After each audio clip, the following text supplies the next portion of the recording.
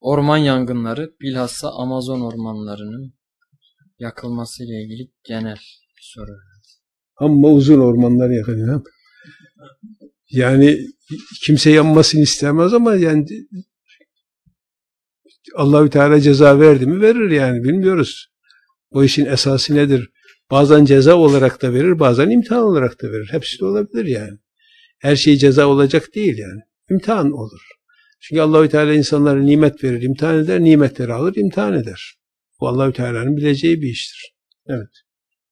Peki tamam, hadi Allah kolaylık versin. Allah yardımcımız olsun.